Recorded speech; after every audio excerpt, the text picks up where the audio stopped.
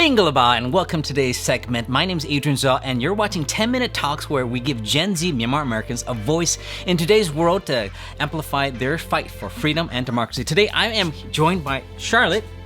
Hi, I'm Charlotte.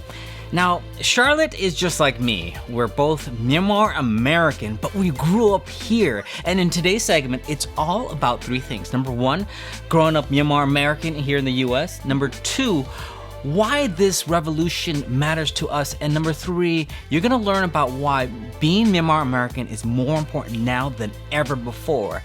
And so if you guys wanna join us sometimes, please make sure you guys comment and join us below as we invite more Myanmar Americans to speak up and help us win this revolution. So let's get started.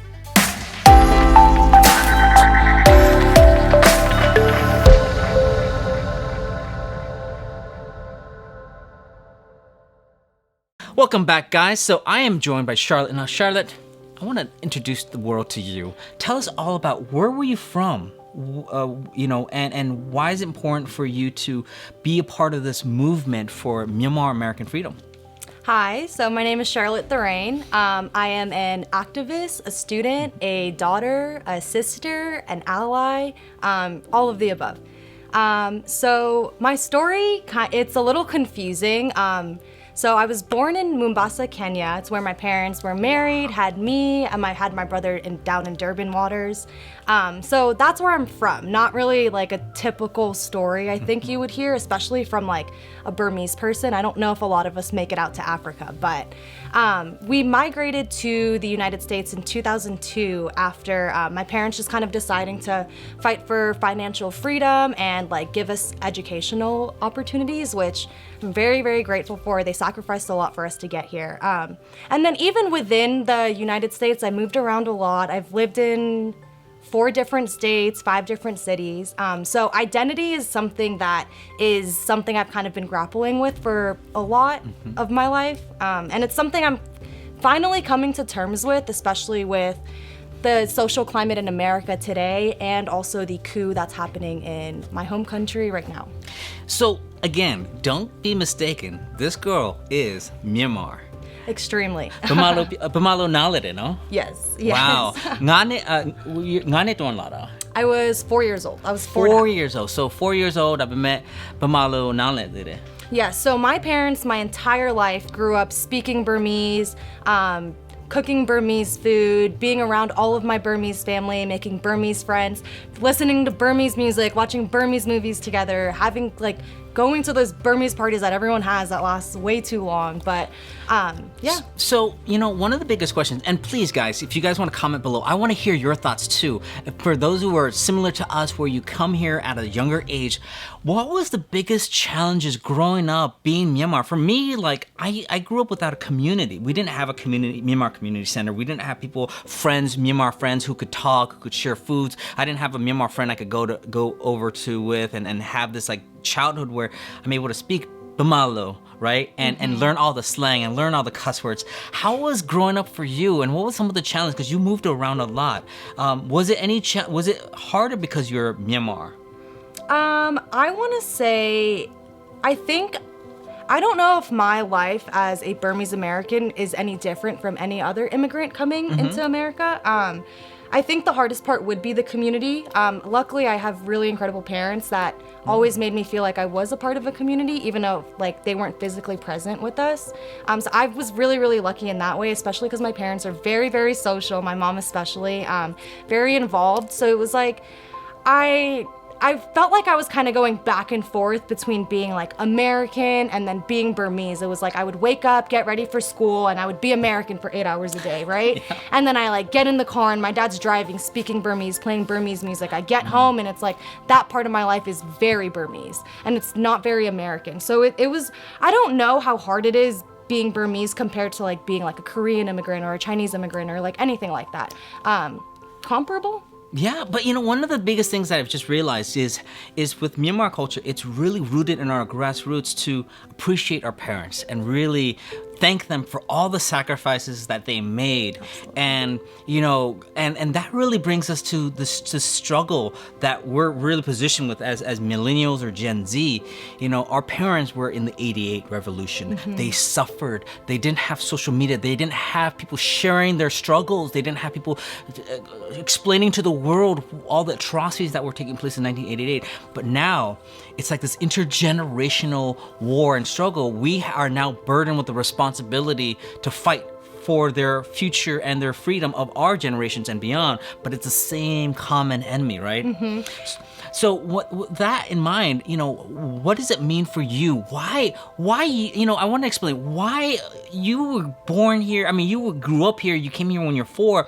Why do you even care? Why should anyone care? Why should anyone in Myanmar care if they're already here living it up? I think this is what's happening in Burma is important to not just Burmese people, but also to the rest of the world. I think the problem comes from the education of our country, right? Like, my problem with it is the European history tends to become the history of the world, right? Versus like the Burmese history of where we really actually came from. Because at one point in history, before like the English colonized us, we were like the #1 exporter of rice.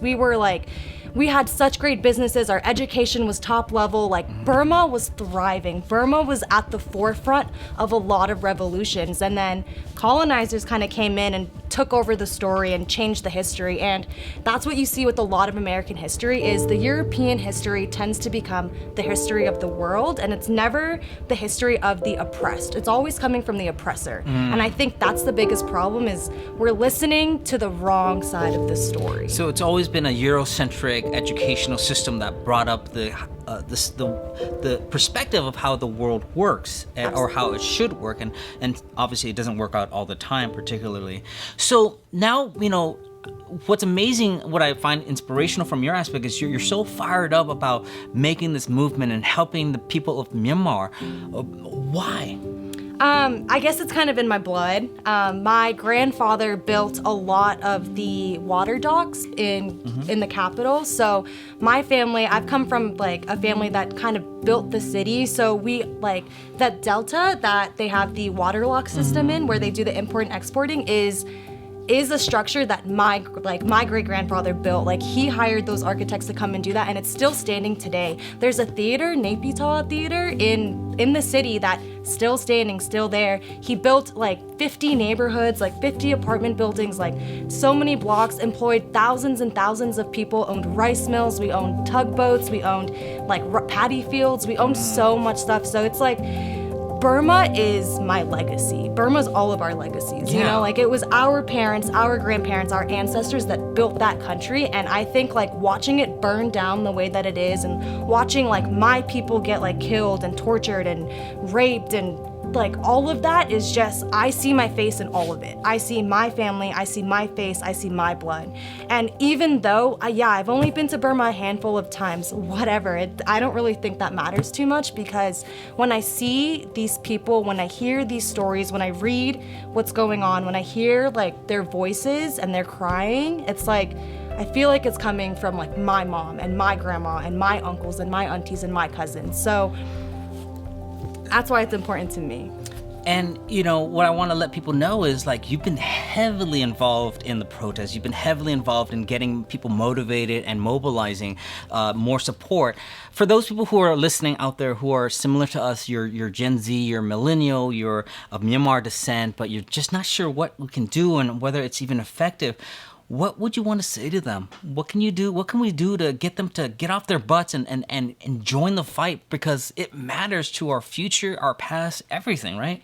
I think what we have to really, really remember is we have a lot of debts we have to pay back to that country. Like, this is the country of our mothers, of our fathers, of our ancestors. It's where we came from, like you put your hand on the dirt, you dig your heels in a little harder and you remember that this is where you came from. And in order to feel that connection to your history, to your roots, to your culture, you really, really, really have to start with educating yourself on how Burma came about. And that you have to take yourself out of the Western point of view and you have to like look at it from the perspective of the oppressed versus the oppressors. And I think that's where we start. All right, guys, we leave it up to you to comment and join us some more online as we share, and this is just the beginning. So thank you guys so much for watching.